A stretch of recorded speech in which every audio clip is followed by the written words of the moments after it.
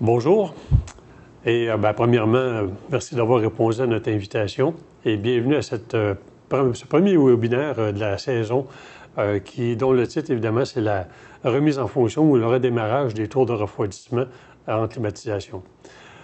L'objectif évidemment c'est de vous donner un plan, ça prend un plan de match pour faire un démarrage qui va vous assurer d'une saison sans trop de problèmes. Donc, dans cette optique-là, si vous avez des questions, on va essayer de répondre dans les 15-20 premières minutes à c'est quoi le plan de match à mettre en place. Mais si vous avez des questions, n'hésitez pas à les partager sur le chat. J'ai José avec moi qui va me communiquer des informations pour vous donner tout ce que vous avez besoin parce que le plan de match est important pour vous assurer d'une mise en marche efficace. Est-ce qu'on peut avancer, s'il vous plaît? Donc, quand on parle de redémarrage de tour de refroidissement, il faut comprendre que la tour qui a été remisée vers la fin de la saison, c'est-à-dire à l'automne, la tour est en dormance, mais il ne faut pas penser que la tour n'a plus d'activité. Okay? Il continue à se produire des choses dans la tour de refroidissement, principalement à cause de 3 facteurs. Une tour de refroidissement, même si vous la videz, soit partiellement ou totalement, va garder de l'humidité. On sait fort bien que l'humidité, avec de l'air et du métal, bien, tout ça, ça va produire des phénomènes de corrosion. Et quand on va repartir la tour de refroidissement, bien, vous allez devoir gérer ces résidus de corrosion-là qui pourraient poser des problématiques. Le deuxième élément qui est problématique, c'est si vous avez des résidus, des boues qui sont restés accumulés dans le système, ça devient des zones à très haut risque de corrosion et de prolifération microbienne. On protège les résidus et sous ces dépôts-là, bien, il y a une activité qui va continuer à se produire et encore une fois, il va falloir gérer ces situations-là. Finalement, et probablement un des pires problèmes, c'est qu'il reste des eaux stagnantes. Okay? Même si on essaie de vider un réseau complètement, souvent, il y aura des zones où l'eau va demeurer là. Elle devient stagnante, va prendre une température ambiante, et là, les micro-organismes, évidemment, vont se mettre à proliférer dans cette situation-là. Donc, pour faire un redémarrage qui va être efficace, bien, il faut faire une remise en forme de la tour de refroidissement. Toutes les comparaisons sont toujours un petit peu boiteuses, mais je vais en risquer une. Si vous plantez un arbre au printemps, vous allez y mettre un tuteur pour vous assurer qu'il va pousser droit. Bien, une tour de refroidissement, quand on veut la redémarrer, ça prend un plan de match pour la remettre en forme, pour vous assurer que pendant la saison, elle ne vous causera pas de problème. Donc, voilà pour notre situation. S'il vous plaît. Oui. J'ai un peu de misère à... Je ne vois pas la prochaine. Donc, écoutez, le plan de match en réalité comprend toute une série d'étapes. En fait, il y a 6 étapes pour faire un redémarrage de tour de refroidissement. La première étape, c'est vraiment le nettoyage complet de la tour de refroidissement. Et quand je parle de nettoyage complet, vous allez voir en détail, il faut adresser pas mal toutes les composants de la tour d'eau. Le deuxième point, inspection. Inspection, entretien, réparation. Il y a probablement des composantes qui vont être à réviser. Troisième élément, bien, ça va être de faire l'entretien de tout le système de traitement d'eau, okay, de vos équipements de traitement d'eau, pour vous assurer qu'ils sont fonctionnels et prêts à faire face au programme de traitement. Le quatrième élément, on va parler maintenant de réviser ou de regarder votre inventaire de produits, vous assurer que vous avez en main tous les produits qui sont requis pour faire le traitement et vous allez avoir certaines vérifications à faire supplémentaires. Finalement, bien pas finalement, mais avant le final, vous avez une désinfection préventive qui va être à faire et finalement, il y aura une validation des conditions et une vérification que tout est fonctionnel pour la mise en marche. Donc voilà le contenu des prochaines minutes, mais avant d'aller dans le détail, j'aimerais quand même vous poser une question. J'aimerais vous faire un petit sondage, à savoir, dans votre programme d'entretien, est-ce que vous avez un nettoyage complet qui est planifié? Est-ce que vous avez un nettoyage qui est planifié en début de saison, un nettoyage qui a été fait en fin de saison, ou il n'y a simplement pas de plan de nettoyage, on le fait tout simplement au besoin? J'aimerais que vous serviez de votre chat pour donner des réponses à ce niveau-là, puis on reviendra avec vos réponses un peu plus tard. Donc, si je reviens avec le nettoyage, ce que le nettoyage doit comprendre, en fait, il faut s'adresser à toutes les composantes du réseau. Et dans les composantes du réseau, on va penser, par exemple, au bassin d'eau chaude. En fait, les deux bassins, bassin d'eau chaude, bassin d'eau froide. On sait que c'est les endroits où il y a le plus de risque d'accumulation de boue, accumulation de débris. Donc, c'est important de faire ce premier nettoyage-là. L'autre élément, évidemment, les gicleurs diffuseurs. C'est une question aussi de performance. C'est que si vous avez des gicleurs qui sont encrassés, vous allez avoir une mauvaise distribution d'eau, donc une performance de la tour d'eau qui va être plus ou moins efficace. Le troisième élément, le garnissage. Donc, tout ce qu'on appelle les nids d'abeilles, généralement. Donc, tout le garnissage ou encore les tubulures, si c'est un condenseur évaporatif, c'est important de nettoyer ces sections-là pour éliminer les débris. Le garnissage à l'intérieur d'une tour d'eau sert à bien distribuer l'eau sur toute la surface pour avoir la meilleure efficacité de la tour de refroidissement. Évidemment, si vous avez des zones où on demeure encrassé par toutes sortes de débris, l'écoulement ne se fera pas d'une façon normale et on aura un problème de performance et aussi probablement un problème de micro-organismes parce qu'il y a des zones qui ne seront pas arrosées convenablement. Un autre élément à nettoyer, les pare-gouttelettes. Les pare-gouttelettes jouent un rôle important dans la tour de refroidissement. Je vais y revenir un petit peu par après, mais c'est une autre pièce, une autre composante qu'on doit absolument nettoyer avant la remise en fonction. Les filtres, les tamis, à l'intérieur du bassin, évidemment, et on aura... S'il vous plaît, il manque un élément. Donc, bien sûr, tous les composantes à l'intérieur. Là, on parlait de la tour de refroidissement, mais évidemment, les composantes telles que les refroidisseurs, là, le chiller, OK? Donc, normalement, pendant la saison morte, ça aurait été nettoyé. Sinon, bien évidemment, avant la remise en fonction, on devrait procéder à ce nettoyage-là pour éliminer, encore une fois, les débris, les limons bactériens qui ont pu s'accumuler ou toutes les boues qui ont pu rester à l'intérieur de cette composante-là. Donc, les refroidisseurs et échangeurs. Les réservoirs intérieurs, bon, je parlais tantôt des réservoirs d'eau froide et d'eau chaude. Les réservoirs, s'il est à l'intérieur, bien, c'est le même ménage, entre guillemets. On doit nettoyer, on doit éliminer les débris qui restent à l'intérieur de cette composante-là.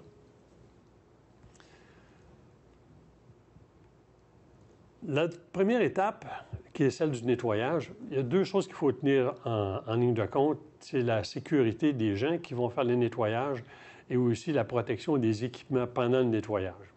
On s'entend que les gens qui vont être en train de faire le nettoyage avec des hausses à pression, etc., sont exposés à une bruine. Et cette bruine-là, bien, elle peut être fortement contaminée. Je ne vous apprends rien en disant que la légionnelle se développe dans les tours de refroidissement. Donc, c'est absolument important de protéger les gens, et non seulement les gens qui sont directement à nettoyer la tour de refroidissement, mais généralement, un périmètre d'environ 30 mètres devrait être établi et toutes les personnes à l'intérieur du 30 mètres devraient porter les EPI normales, c'est-à-dire toute la protection respiratoire. Là, on parle de N100 et non pas du N95, donc on parle d'une protection maximale. Les gants, les bottes, tout ce qui est des protections imperméables, parce qu'évidemment, les gens qui vont être exposés bien, vont être éclaboussés très sérieusement. Quand je dis protéger les équipements, bien là, surtout si vous avez une tour, par exemple, qui est construite en acier galvanisé, bien, il faut éviter d'utiliser tout ce qui est métallique, c'est-à-dire une pelle en métal, des brosses métalliques. Bien, tout ça doit être évité. Donc, on parle de plastique. On va parler de jets à basse pression, parce que les jets à haute pression, si vous nettoyez votre garnissage, bien évidemment, vous risquez d'avoir des bris à cause de la haute pression. Donc, c'est des éléments à tenir en compte quand vous faites l'étape 1, donc l'étape de nettoyage. Une fois le nettoyage complété, on arrive à la période où on va pouvoir inspecter les surfaces, on va pouvoir inspecter les différentes composantes et procéder aux réparations ou entretiens au besoin. Pendant l'hiver, il peut y avoir une dégradation à cause des intempéries, à cause de la glace. Donc, il faut vraiment porter une attention et s'assurer, par exemple, qu'il n'y a pas de fuite au niveau des bassins. Donc, la structure, surtout vous avez une structure en bois, par exemple, il faut s'assurer que la structure n'a pas subi de dommages par les glaces et par l'usure naturelle. Donc, les bassins, regardez partout où on peut avoir des fuites. S'il y a des fuites au niveau des bassins, ça va nous entraîner des problèmes pendant la saison. Les gicleurs. Les gicleurs et les diffuseurs, si je parle, on avait une photo, par exemple, d'une tour qui était à contre-courant, on peut enlever les panneaux, les pare-gouttelettes et vérifier pour s'assurer que vous avez une distribution de l'eau sur l'ensemble de la surface de garnissage pour aller chercher le maximum de performance de la tour de refroidissement. On va parler également de garnissage bris, évidemment, et encrassement. Les grilles et les tamis, encore une fois, s'il y a des bris ou s'il y a de l'encrassement, ça va être à réparer. Et finalement, les pare-gouttelettes. Ici, je m'arrête un peu pour dire les pare-gouttelettes, c'est vraiment le paravent sur la tour de refroidissement pour prévenir les gouttelettes ou la bruine de s'échapper de la tour de refroidissement. Ça a une fonction importante quand on parle de prévention des infections par la légionnelle. Donc, c'est extrêmement important de s'assurer qu'elles sont en bon état. C'est-à-dire qu'il n'y a pas d'encrassement, ils ne sont pas brisés, ils sont bien jointés. Il peut y avoir de l'espace entre ces surfaces-là. Et s'il y a de l'espace, évidemment, il y a un courant d'air qui va se produire et l'entraînement de bruine va être très important. Et là, vous vous mettez à risque au niveau de la prolifération de la légionnelle. Troisième étape, on va parler de l'entretien de l'équipement de traitement d'eau.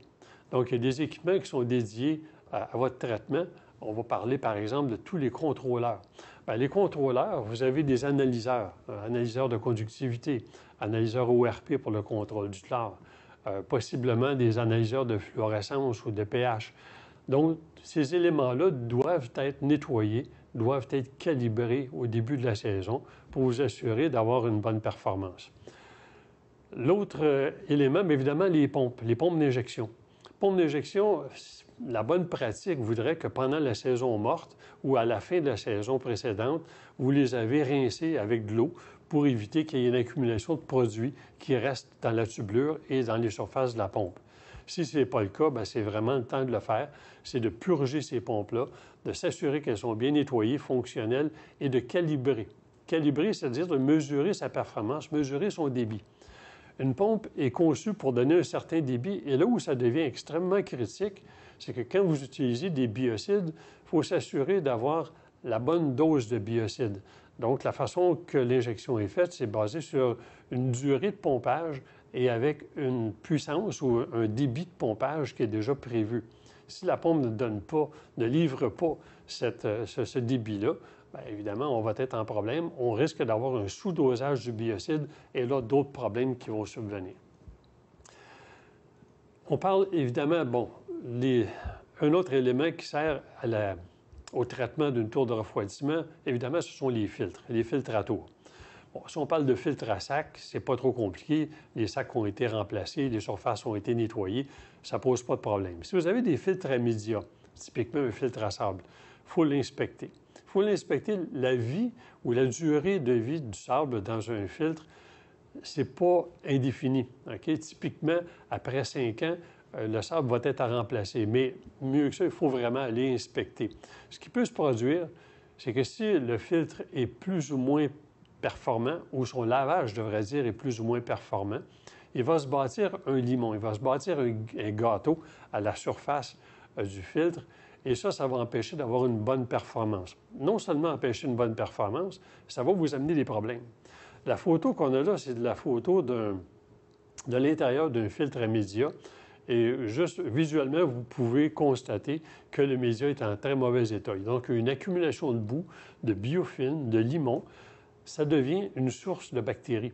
Donc, si on ne remplace pas le média, si on ne prend pas soin de corriger cette situation-là, le filtre ne vous servira pas, il va plutôt vous nuire dans votre programme de traitement. Donc, c'est vraiment critique de faire cette inspection et entretien-là au besoin. Finalement, j'en ai parlé tantôt, c'est vraiment la calibration. J'ai parlé du nettoyage des pompes, du nettoyage de l'entretien des pompes, mais il faut également faire la calibration pour les raisons que j'ai expliquées tantôt, c'est-à-dire d'avoir le bon débit des pompes à biocides et à produits. La prochaine étape, on va parler ici de la mise à jour des produits de traitement ou des produits qui servent au traitement. Et là, j'inclus ici autant les réactifs comme les produits de traitement. Dans les réactifs, vous avez sûrement noté qu'il y a des dates d'expiration. C'est que ces produits-là ont une durée de vie qui est limitée. Je pense entre autres aux analyseurs de bactéries que vous servez probablement. C'est des milieux de culture et la durée de vie est relativement courte. On parle peut-être de 6 mois maximum. Donc, si vous aviez à la fin de la saison de ces milieux de culture-là pour faire vos tests de bactéries, bien, les chances sont qu'au printemps, bien, ils sont expirés. Donc, vous risquez d'avoir des mauvaises lectures et qui vont entraîner une fausse idée de ce qui se produit dans vos systèmes. Les réactifs d'analyse, on parle de la même chose, mais au point de vue des produits de traitement, surtout au niveau des biocides, bien, il y a encore une fois des dates d'expiration. Juste pour donner un exemple, du chlore. Je ne sais pas si parmi vous, il y en a plusieurs qui servent du chlore comme biocide. Bien, si vous aviez du chlore à la fin de la saison et qui était remisé ou qui était dans son bidon pendant toute la saison hivernale, bien, les chances sont que vous avez perdu probablement autour de 50 de sa puissance, de son efficacité. Il faut en tenir compte. Et certains biocides, bien, on sait, on n'aura plus l'efficacité. Donc, vérifiez les dates d'expiration. On a une photo qui le montrait. Il y a une date d'expiration sur l'étiquette qui vous permet de vous assurer que le produit bien, est encore conforme. Maintenant, l'étape suivante, on va parler des étapes de désinfection ou la désinfection préventive. Bon, il y a des désinfections curatives qu'on fait dans le courant de l'année parce qu'on a eu une incursion ou en tout cas un compte élevé de bactéries ou de légionnelles. Quand on parle d'une désinfection préventive, bien, on parle évidemment d'une désinfection qui va être faite avant la saison pour s'assurer qu'il n'y a plus de résidus, qu'il n'y a pas de limon ou de souches qui pourraient venir recontaminer votre tour pendant l'opération. La procédure normale, évidemment, on fait la remise en eau du système et on s'assure que toutes les pompes de circulation sont évidemment en opération. Si vous avez des pompes qui sont isolées, ça devient des bras morts. Et ces bras morts-là bien, risquent de recontaminer votre système quand vous allez le remettre en fonction. Donc, une fois que le système est en eau, on va ajouter le désinfectant. Le désinfectant qu'on utilise pour une désinfection préventive, ça va être ce qu'on appelle un halogène, donc un produit oxydant. Donc, typiquement, on va parler de chlore, on va parler de brome. Alors, ces produits-là vont vous permettre, vous pouvez par analyse, vous allez monter une concentration jusqu'autour de 10 parties par million et vous allez maintenir cette concentration-là pendant 3 heures minimum. Évitez d'aller trop haut en dosage de chlore parce qu'on peut dire, bien, on va en mettre plus, ça va être plus efficace. Attention, parce que le chlore, c'est aussi un élément excessivement corrosif. Donc, on essaie de maintenir aussi près que possible de la limite qu'on a besoin. On a besoin du 10 ppm, mais n'allez pas en excédent de ce niveau-là. Donc, on le maintient pendant 3 heures et par la suite, on est prêt à vider la tour d'eau et à reprendre les activités normales. Une chose qui est importante ce qui est important de constater, parce qu'on a fait une petite statistique maison, on a réalisé que quand on fait une désinfection préventive, comme je viens de l'expliquer, dans le courant de la saison qui suit, typiquement, il y a à peu près 5 des tours de refroidissement où on aura un compte de légionnelles qui va être au-dessus de la limite basse là, recommandée ou demandée par la Régie du bâtiment du Québec. On parle normalement de 10 000 unités par CC. Quand on parle en l'analyse que j'ai ici, on parle plutôt de l'unité génome là, parce que l'analyse est faite par mode PCR, donc par l'ADN. Mais bon, tout ça pour dire que à peu près pour le même niveau, 5 des tours qui auront été désinfectés d'une façon préventive auront un compte élevé pendant la saison. Si je fais une comparaison, les tours qui n'auront pas eu ce genre de désinfection préventive-là, on va monter autour de 25 des tours qui vont être affectés par des hauts comptes. Donc, ça vous donne déjà une très bonne idée que la désinfection réduit à peu près par 5 fois le risque d'avoir des comptes de légionnelle qui vont vous demander de faire des interventions pendant votre saison. Donc, c'est extrêmement important. Dernière étape, l'étape de validation, c'est-à-dire qu'à ce moment-là, on remet la tour en opération et il y a certains éléments à aller vérifier pour nous assurer ou pour vous assurer que tout est en fonction normale. Un des éléments à vérifier, c'est vraiment le contrôle du niveau d'eau. C'est un des endroits qu'on voit régulièrement qui est en défaut. C'est-à-dire que si j'ai un mauvais contrôle de niveau d'eau, j'ai un débordement. Et à ce moment-là, ce qui va se produire, c'est que vous allez avoir une perte d'eau anormale, donc une purge anormale. Et cette purge-là va tout simplement causer un dérèglement de votre programme de traitement, une surconsommation et donc des problèmes de performance. L'autre élément à vérifier, bien évidemment, au côté de la purge automatique. On a parlé plus tôt de la calibration des sondes de conductivité. Et maintenant, il faut vérifier, est-ce que le système fonctionne normalement? Le système de purge est constitué d'une solénoïde, d'une valve motorisée et souvent équipé d'un tamis. Donc, si le tamis, pour une raison ou une autre, est encrassé, bouché, bien évidemment, on va avoir un problème d'écoulement au niveau de la purge et possiblement un mauvais fonctionnement de la purge. Donc, c'est une chose qui est à vérifier. Les compteurs d'eau. Les compteurs sont utilisés d'une façon régulière pour gérer ou pour administrer, je devrais dire, les produits de traitement à la tour de refroidissement. Donc, si les compteurs enregistrent mal, parce que il y a un tamis qui est encrassé, donc je n'ai plus les signaux que je devrais recevoir, bien, à ce moment-là, on va avoir, encore une fois, une difficulté de contrôle au niveau du programme de traitement d'eau. L'autre élément, évidemment, on va stabiliser le programme de traitement, c'est-à-dire qu'on va administrer les produits. On va s'assurer qu'on obtient les bonnes concentrations en tenant compte que pendant les premières semaines d'opération, bien, on s'entend que la tour de refroidissement est à bas régime, donc le cycle de concentration va être plus bas qu'habituel. Donc, il y aura des ajustements à faire. Mais il faut s'assurer pendant cette période-là qu'on atteint rapidement les bonnes conditions pour protéger les surfaces. Les surfaces ont été exposées pendant la période d'arrêt à des conditions anormales, peut-être la corrosion qui s'est produite, donc rendue au redémarrage. Bien, il faut s'assurer qu'on va rétablir un film protecteur qui va être efficace et de là, le besoin de stabiliser rapidement. Dernier point, bien évidemment, c'est de procéder à votre premier test de dépistage de légionnelle. Comme vous le savez, au niveau de la réglementation de la RBQ, on demande qu'il y ait une échantillon qui soit prise au début de l'opération, de la remise en fonction de la tour de refroidissement.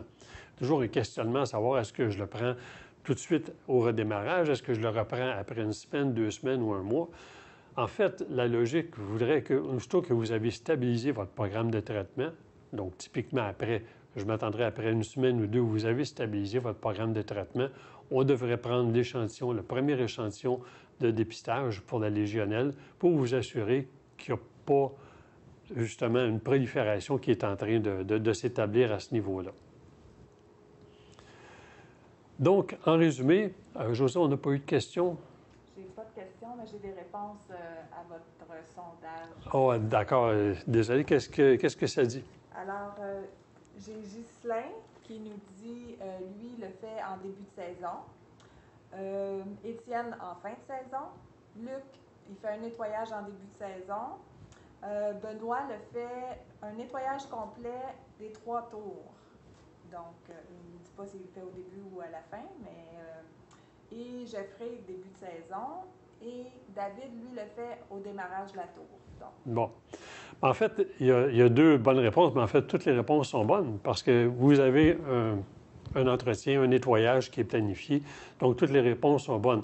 Généralement, Bien, souvent, les gens vont le faire à la fin de la saison, mais parfois, c'est difficile de prévoir parce qu'on sait que le climat change rapidement et c'est difficile de prévoir à quel moment je peux arrêter la tour d'eau, que ça ne sera pas trop froid, que je ne serai pas déjà dans des périodes où ça sera difficile de faire les nettoyages.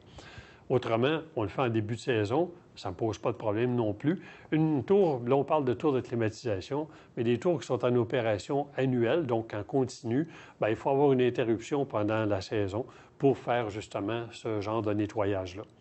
La seule réponse qui était, je dirais, douteuse, c'est d'attendre que ça soit, qu'il y ait eu un besoin, qu'il y ait un encrassement. Il ne faut pas attendre parce qu'il y a beaucoup d'endroits qui ne sont pas facilement détectables. Et si on attend vraiment d'avoir une évidence qu'il y a un encrassement, bien, ça risque d'être trop tard. Donc, si on résume en gros, le plan de match, là, quand on fait le redémarrage d'une tour de refroidissement qui est arrêtée pendant la période hivernale, le plan de match, on commence par faire un bon nettoyage. Alors, sauf s'il était fait à l'automne, évidemment, vous avez été en avance. Donc, on fait un nettoyage de toutes les surfaces, toutes les composantes pour s'assurer qu'il n'y a pas de débris et que vous allez avoir la meilleure performance de votre équipement, mais aussi du programme de traitement. Les surfaces encrassées, on ne peut pas les protéger adéquatement et ça va être très difficile de combattre le côté microbiologique s'il y a des boues qui sont accumulées. Donc, première étape, le nettoyage. Deuxième étape, l'inspection-réparation. Évidemment, s'il y a des composantes qui sont en mauvaise condition, vous avez tout avantage à les réparer, à les remplacer, parce qu'il y en va de la performance de la tour de refroidissement. Et j'insiste encore une fois sur le pare-gouttelette qui est votre dernière barrière entre les gens qui vont être exposés à la bruine et la tour de refroidissement. Donc, les pare-gouttelettes doivent être entretenus et doivent être en bonne condition. Troisième élément, l'entretien de tous vos équipements de traitement. Assurez-vous qu'ils sont fonctionnels, assurez-vous qu'il n'y a pas de situation qui risque de vous entraîner dans des problèmes. Par exemple, des pompes qui sont plus ou moins fonctionnelles, qui ne sont pas performantes, ou encore un filtre qui montre des signes de débris ou d'accumulation de limon bactérien qui va vous encrasser votre système plus qu'il va le nettoyer. La désinfection, bien, la mise à jour, évidemment, de tous vos produits qui servent au traitement, donc les biocides, regardez vos dates d'expiration, assurez-vous que vous avez des produits et les bons produits en bonne quantité. L'entretien de vos équipements, on en a déjà parlé. La désinfection préventive, on a vu l'impact que ça a. En faisant cette désinfection-là, vous réduisez par 5 fois le risque d'avoir des comptes qui vont vous demander des interventions curatives pendant la saison. Finalement, on valide tout ça, puis on s'assure que tout est fonctionnel et que vous êtes prêt pour une saison sans problème. Alors, c'est ce que je vous souhaite. Puis, je vous remercie d'avoir assisté. Une question, José? Oui, j'ai une question de Ghislain ici. C'est plutôt par rapport aux produits utilisés. Quand les produits sont périmés, comment s'en départir? Bon, bien, généralement, tout dépend du produit. Il y a certains produits, je pense au chlore, par exemple. Le chlore, même s'il a perdu en efficacité, on peut l'utiliser. Il faut juste être conscient qu'il va être beaucoup moins performant, donc on va faire en ajouter davantage. Par contre, les autres biocides, ce qu'on appelle les biocides non-oxydants, c'est plus problématique parce qu'il y a une limite à ce qu'on peut ajouter dans le système. Il y a une limite qui est régie par Pesticides Canada, si on veut. Donc, on ne peut pas excéder, on ne peut pas se permettre de faire un surdosage. Donc, s'il y a des produits qui sont périmés, qu'on doit se défaire, bien, malheureusement, c'est une disposition par les voies normales et non pas aux égouts. C'est tout. Donc, bien, écoutez, merci encore une fois d'avoir participé à ce premier webinaire. On vous invite au prochain. On a quelques-uns en début de saison. Et puis, ça nous fera plaisir de vous revoir. Bonne saison.